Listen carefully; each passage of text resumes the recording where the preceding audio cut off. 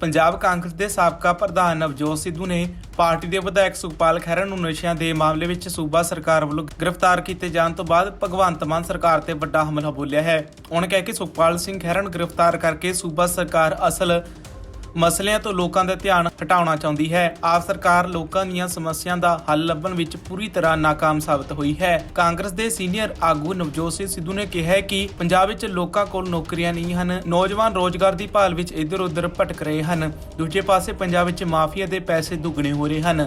ਪੰਜਾਬ ਵਿੱਚ ਭ੍ਰਿਸ਼ਟਾਚਾਰ ਸਿਖਰਾਂ ਤੇ ਹੈ। ਪੰਜਾਬ ਦੇ ਲੋਕਾਂ ਨੂੰ ਹੁਣ ਸਮਝਣਾ ਪਵੇਗਾ ਕਿ ਉਹਨਾਂ ਨੇ ਆਮ ਆਦਮੀ ਪਾਰਟੀ ਨੂੰ ਸਰਕਾਰ ਵਿੱਚ ਆਉਣ ਦਾ ਮੌਕਾ ਦੇ ਕੇ ਗਲਤੀ ਕੀਤੀ ਹੈ। ਪੰਜਾਬ ਕਾਂਗਰਸ ਦੇ ਪ੍ਰਧਾਨ ਰਾਜਾ ਵੜਿੰਗ ਨੇ ਵੀ ਸੁਖਪਾਲ ਸਿੰਘ ਖਹਿਰਾ ਦੀ ਗ੍ਰਿਫਤਾਰੀ ਤੋਂ ਬਾਅਦ ਸੂਬੇ ਦੀ ਆਪ ਸਰਕਾਰ ਤੇ ਦੋਸ਼ ਲਗਾਇਆ ਹੈ ਕਿ ਗ੍ਰਿਫਤਾਰੀ ਰਾਹੀਂ ਪੰਜਾਬ ਦੇ ਅਸਲ ਮੁੱਦਿਆਂ ਤੋਂ ਪਾਸੇ ਕੀਤਾ ਜਾ ਰਿਹਾ ਹੈ। ਇਸ ਦੌਰਾਨ ਸੁਖਪਾਲ ਖਹਿਰਾ ਦੇ ਪੁੱਤਰ ਮਹਿਤਾਬ ਸਿੰਘ ਦਾ ਕਹਿਣਾ ਹੈ ਕਿ ਸੁਖਪਾਲ ਖਹਿਰਾ ਨੇ ਭਗਵੰਤ ਮਾਨ ਅਤੇ ਉਹਨਾਂ ਦੀ ਪਾਰਟੀ ਦਾ ਚਿਹਰਾ ਨੰਗਾ ਕਰ ਦਿੱਤਾ ਹੈ। ਉਹ ਹਮੇਸ਼ਾ ਪੰਜਾਬ ਵਿੱਚ ਨਸ਼ੇ ਦੀ ਓਵਰਡੋਜ਼ ਨਾਲ ਮਰਨ ਵਾਲਿਆਂ ਦੇ ਪਰਿਵਾਰਾਂ ਨਾਲ ਖੜੇ ਹਨ। ਸੱਚ ਤਾਂ ਇਹ ਹੈ ਕਿ ਜਦੋਂ ਵੀ ਕੋਈ ਸਰਕਾਰ ਵਿਰੁੱਧ ਬੋਲਦਾ ਹੈ ਤਾਂ ਅਜਿਹਾ ਹੀ ਹੁੰਦਾ ਹੈ। ਨਵਜੋਤ ਸਿੱਧੂ ਨੇ ਪੰਜਾਬ ਦੀ ਭਗਵੰਤ ਮਾਨ ਸਰਕਾਰ ਉੱਤੇ ਵੱਡਾ ਹਮਲਾ ਬੋਲਿਆ ਹੈ। ਉਹਨਾਂ ਕਿਹਾ ਕਿ ਸੁਖਪਾਲ ਖਹਿਰਾ ਨੂੰ ਗ੍ਰਿਫਤਾਰ ਕਰਕੇ ਸੂਬਾ ਸਰਕਾਰ ਅਸਲ ਮਸਲਿਆਂ ਤੋਂ ਲੋਕਾਂ ਦਾ ਧਿਆਨ ਹਟਾਉਣਾ ਚਾਹੁੰਦੀ ਹੈ। ਆਪ ਸਰਕਾਰ ਲੋਕਾਂ ਦੀਆਂ ਸਮੱਸਿਆਵਾਂ ਦਾ ਹੱਲ ਲੱਭਣ ਵਿੱਚ ਪੂਰੀ ਤਰ੍ਹਾਂ ਨਾਕਾਮ ਸਾਬਤ ਹੋਈ ਹੈ। सपने दिखाए जाते हैं, वो फ्री लॉलीपॉप दिए जाते हैं रैपर वाले, अंदर कुछ होता ही नहीं बिना बजटरी एलोकेशन के, और लोगों को मूर्ख बना के सत्ता हासिल की जाती है। उनके भले का कभी सोचा नहीं जाता। इसलिए मैं कहता हूं ये कि मेरे भाई जागरूक हो जाओ। आपके बच्चों के भविष्य का सवाल है। कोई भी मां बाप सिवाय अपने बच्चों के सबसे पहले और कुछ नहीं सोचता। उसकी पढ़ाई के बारे में सोचता है, उसे आत्मनिर्भर करने के बारे में सोचता है। तो अगर आपने अपने बच्चों के भविष्य का सोचना है तो आपको ये खेल को समझना पड़ेगा। मुख्यमंत्री की कुर्सी हो, सरकार, इनका दर्जा मां बाप का होता है। शासक भाव अगर ये फेंक देना तो इनको वोट ही इंसान इसलिए देता है कि हमारी दी हुई ताकत जो है हमें वापस डेवलपमेंट के फॉर्म में और हमारे बच्चों के भविष्य के फॉर्म में आए। लेकिन ये पिछले 15-20 साल से ये एक ऐसा दुखांत है कि वृत्तांत ऐसा बनाया जाता है कि ये मुख्यमंत्री की कुर्सी और ये सरकार बिजनेस अपना कर सके छुपते छुपाते, कोवर्ट ऑपरेशंस में, माफिया ऑपरेशंस में, और पंजाब के लोगों के रिसोर्सेस, उनकी धन संपत्ति जो सैंड है, जो शराब के रूप में पैसे आते हैं एक्सचेकर में, एक्साइज के रूप में हम अगर शब्द सही इस्तेमाल करें, और केबल के रूप में उन्हें जो सहूलियत मिलती है, ज़मीनों पंजाब की जो हमारी जिसे हम माँ मानते हैं उनसे जो आय आती है, और ट्रांसपोर्ट से जो आय आती है, ये पंजाब के लोगों के बच्चों के भविष्य के लिए फॉर द नेक्स्ट जनरेशन लगे। होता नहीं है। ये सारे पैसे आप देखिए, कहा यह जाता है कि एक रेत की ट्रॉली आपको 1500 और 2000 में देंगे, मिल रही है 15,000 में। 15,000 में, क्योंकि ठेकेदारों को वो दिए जाते हैं और पैसे शेयर किए जाते हैं। समझे? अगर रेत गरीब को 1,500 2,000 में मिले, गरीब मकान बनाना शुरू कर देगा, इकॉनमी एकदम से उठ जाएगी। प्रेसिडेंट रूजवेल्ट ने अमेरिका में सड़कें बना बना के एक रिसेशन से अमेरिका को निकाल दिया था। जैसे ही कंस्ट्रक्शन चालू होती है, बाजार में सब कुछ उठ जाता है, मार्केटिंग उठ जाती है, जो हार्डवेयर की दुकानें हैं वो चलने लग जाती हैं। लेकिन दुख की बात यह है कि वो रेत 15,000 की बिक रही है, और जो मैंडेटरी है कि भाई रेत आप सरकारी खड्ड से लेंगे, और वो रेत जितनी भी सरकार की सड़कें बनेंगी या मकान बनेंगे या सरकारी काम होंगे, उसमें उसकी पर्ची लगेगी और वो खजाने में आएगा। एक पैसा नहीं आया। शराब की स्मगलिंग, शराब की एक्साइज की चोरी, ये सब किसकी जेब में जा रहा है और कौन है सरगना? ये सब पैसे पंजाब के लोगों के फायदे के लिए थे, जो निजी बैंकों में, सरबत का भला नहीं अपना भला, अपने बैंकों में जा रहे हैं। अगर आज पंजाब के लोगों को हेल्थ इंश्योरेंस नहीं मिल रही, तो क्यों नहीं मिल रही? इसलिए नहीं मिल रही कि सरकारें कर्जा लेके चलाई जाती हैं, और लोगों का पैसा जो डबल होना था सेंटर की स्कीमों में, वो माफिया जेब में डाल देता है और उसके सरगना बड़े बड़े लोग हैं। 5 लाख रुपया हेल्थ इंश्योरेंस आयुष्मान स्कीम के तहत पूरे देश में मिल रही है, लेकिन पंजाब में वो आज तक शुरू नहीं हुई। क्यों?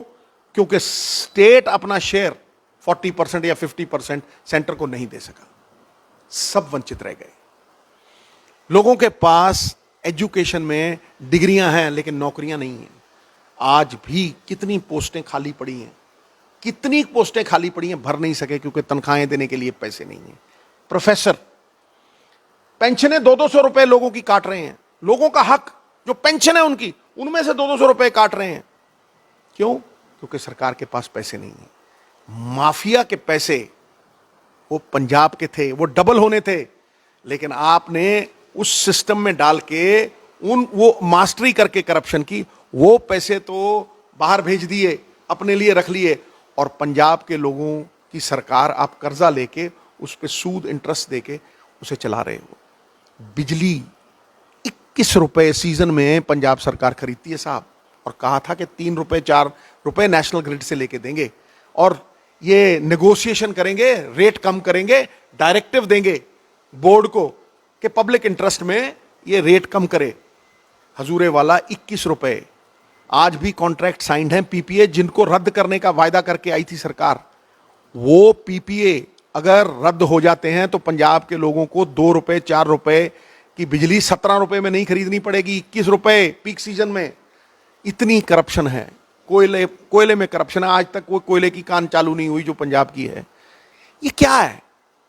ये साफ साफ दर्शाया जाता है कि दिखाया कुछ है और हो कुछ रहा है।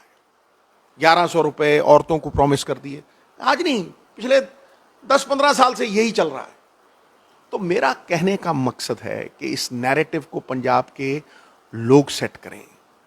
किसानों को चाहिए कि अगर उसकी असली मांग कोई है तो प्रोडक्टिविटी बढ़नी चाहिए, डाइवर्सिफिकेशन होनी चाहिए। धान अगर 1 किलो लगाते हो तो 5000 लीटर पानी लगता है उस पर। पंजाब के पास पानी कहाँ है? डार्क जोन बने हुए हैं, बंजर हो जाएंगी जमीनें। इसलिए अलग से कुछ करना पड़ेगा।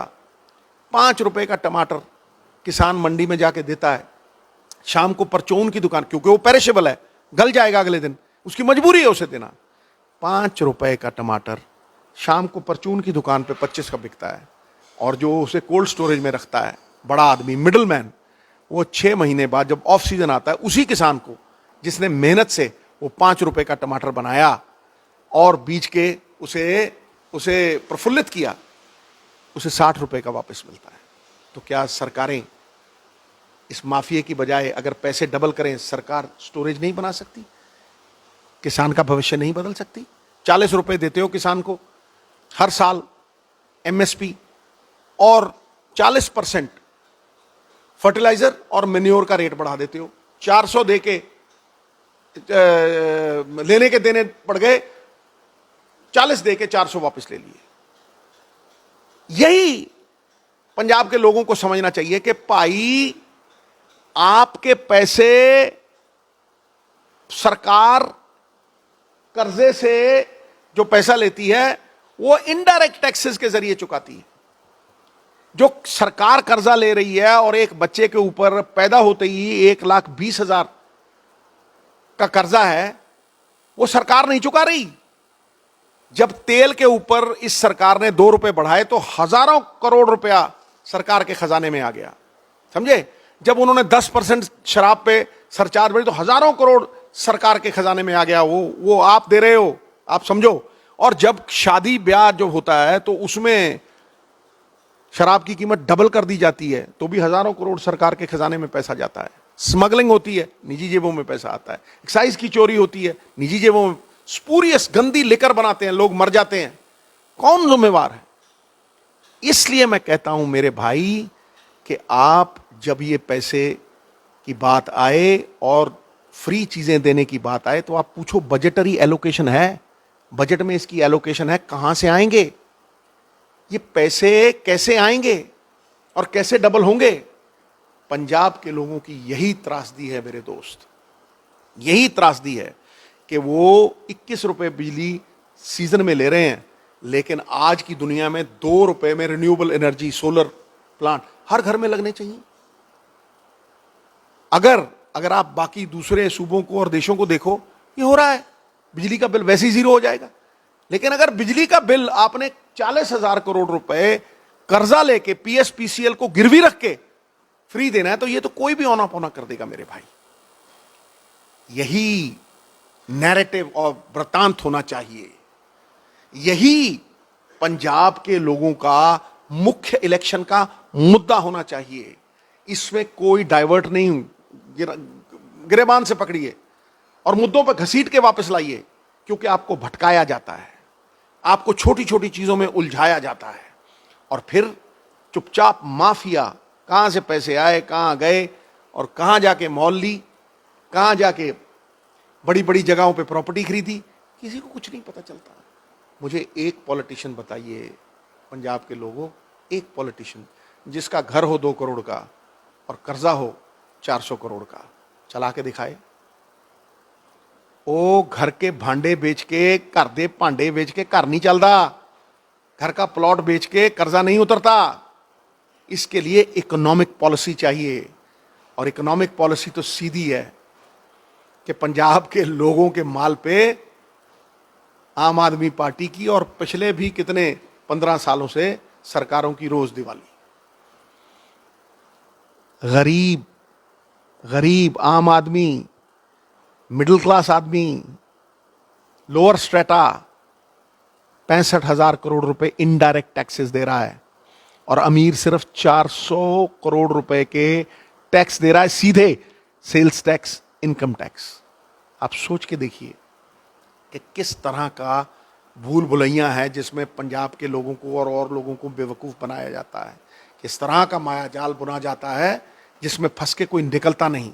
इस दलदल से निकलना है तो ऊपर एक ईमानदार आदमी चाहिए। ली वॉन कू ने कहा था जब सिंगापुर की रचना हुई थी, कि मच्छी मार्केट को दुनिया की सबसे बड़ी इकोनॉमी बनाने के लिए वो आदमी कामयाब हुआ। उसे किसी ने पूछा था कि करप्शन को एंड कैसे करोगे, उसने कहा I will punish people at the top.